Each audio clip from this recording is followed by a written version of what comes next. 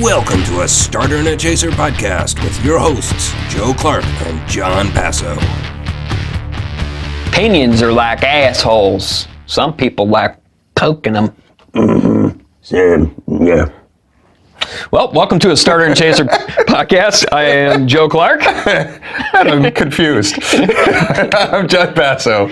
And today we are going to continue this nostalgia series we've been doing with these beers that should be killing us. Only one trip to the hospital so far. Yeah, but that's because you fell. Billary, Billy, and Bach. Lucky Bach. Bond. James Bond. And Billary, Billy, Oh my Bach, God. Budweiser. And today, kids, those are the words that you say with B. Yes. Today's episode is brought to you by the letter B. So, as Joe pointed out, it's Budweiser, but not just any Budweiser. This is from the early 1960s, so this is a 60-year-old Budweiser we're going to drink. And you notice... But John, why is it upside down? Because it's a misprint and it's a collector's item. That's right. They printed this can upside down.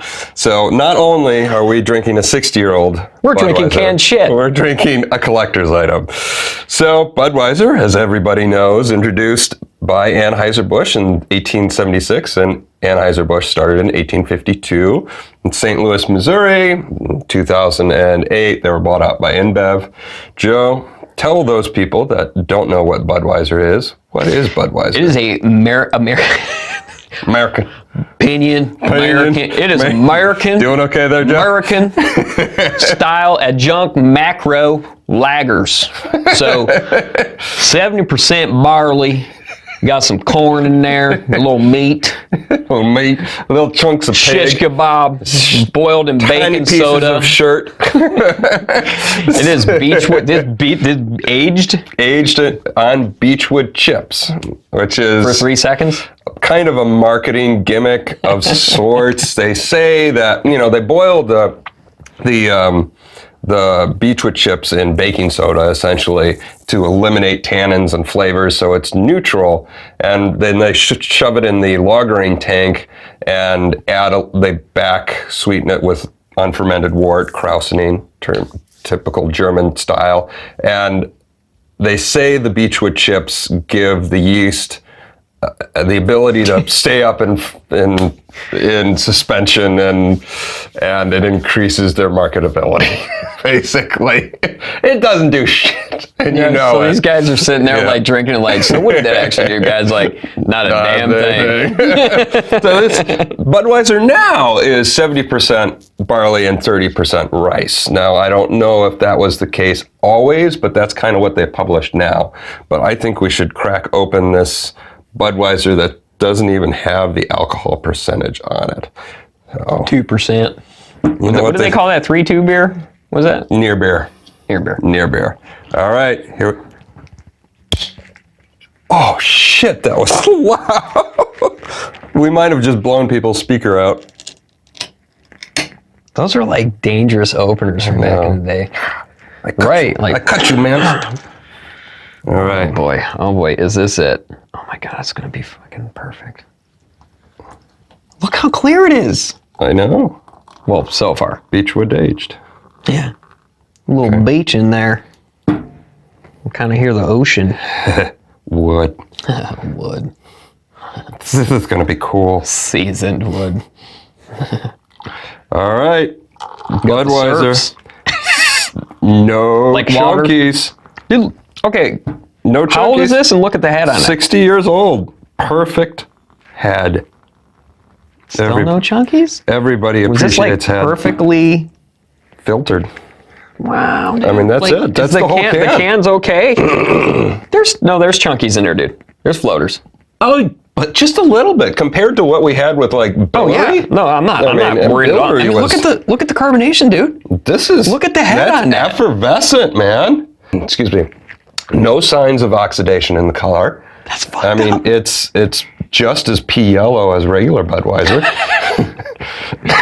Looks like shit, just like the new stuff. Yeah. So, Joe, obviously our viewers know we're not big fans of Budweiser. What does this smell like? Fucking Budweiser. Really? Like to the T? It actually smells like we just cracked like a fresh Budweiser. We just went down to the gas station, bought Budweiser, except this was probably cost 3 times what a 6-pack of Budweiser did, actually. Yeah, this was $20. Yeah, it was $20. All right, so it smells like... It smells like actually a Budweiser. A fresh Budweiser. I mean, look at the head on it, dude. No, it's still hanging around. Yeah, I'm jealous of your glass. Prost.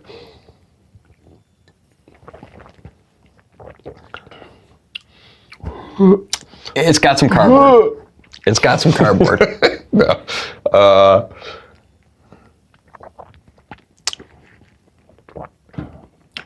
It is papery. Yeah, that's a lot. That's oxidized.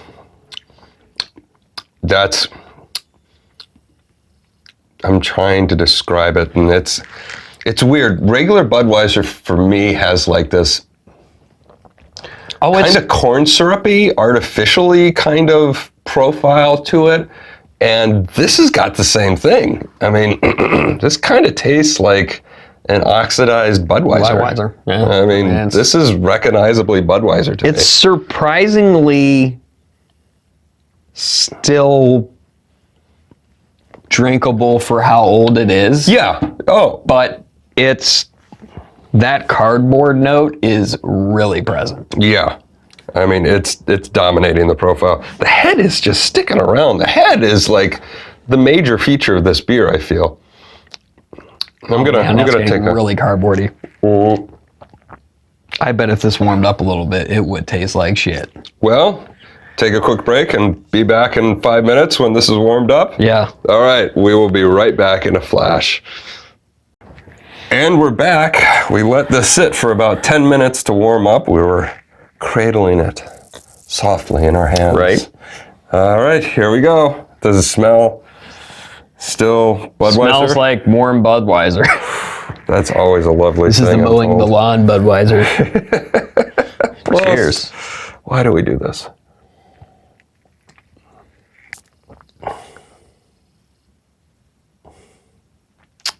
Cardboard and water. That was actually hard to swallow. It's very sandy. It's like sandpaper in your mouth, actually. The feeling it gives you. I don't know if that's that's fucking disgusting. There's not like a lot of floaties in here at all, so that wouldn't be the cause of that. It's just weird. It's like drying, It's weird. gritty. Yeah.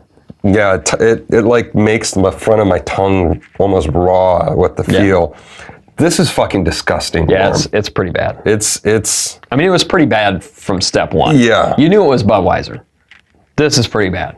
And I'm not knocking the product because, I mean, this is from like the 60s. Yeah. But, It's I mean, a 60-year-old beer, I'd knock the product if it was brand new, but I might as well. pretty gross. Because Budweiser, yeah. platinum, bro. This is cardboardy. It is, there's like this sickeningly malt. It's like the grains they used had AIDS. I mean, it's just like the It's pretty grains bad. Taste unhealthy. You know, it's just Budweiser. made with AIDS. It's unhealthy. It's unhealthy. I like that. Good catchphrase.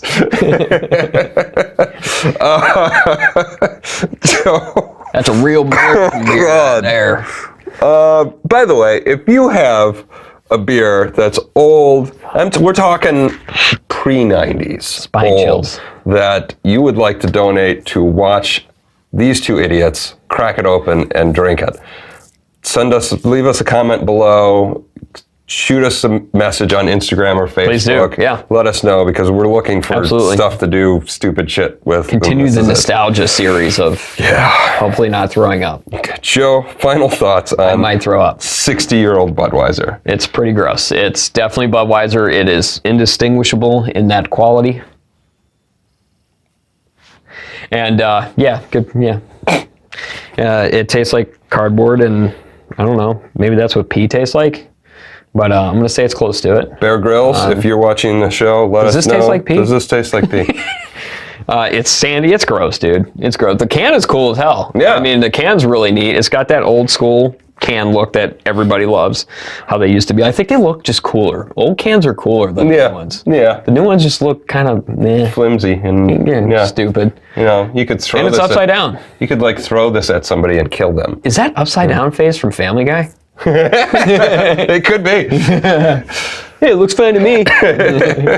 So my thoughts on collector's edition, misprint, Budweiser from 1960s.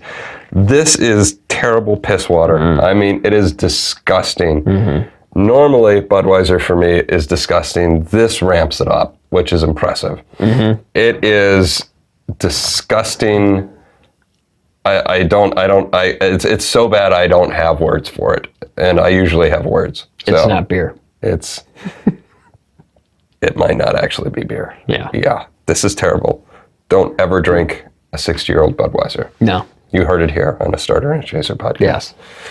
Now, if that were like properly stored and in a refrigerator for 60 years, would it still be good? No, it's Budweiser. I mean, would it still be, I'm not saying good, would it still be fresher than it is now? It would be fresher than it is. I mean, who knows how this was stored? Yeah, Joe's right. It's proper cellar temperatures. I've always wondered that. And yeah, you know, colder the beverage is, the longer it's preserved, just like any perishable item. Yeah. Beer's technically not perishable. There's nothing in beer that will grow and make you sick because of the alcohol, but it still has a shelf life, and this has definitely far exceeded that shelf life, regardless of how it was stored. But proper storage might have improved the experience, but... Okay.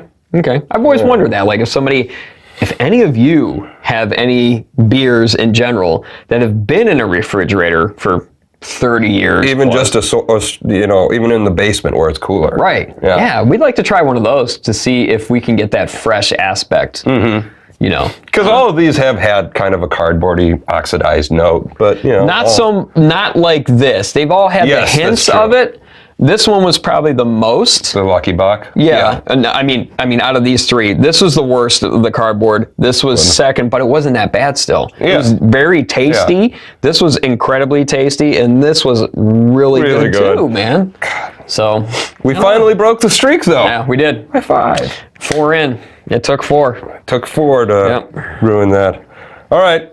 Hope you guys enjoyed us putting our life on the line. Be sure to hit subscribe. Check us out on all of the podcast networks, Instagram, Facebook. Oh, yeah.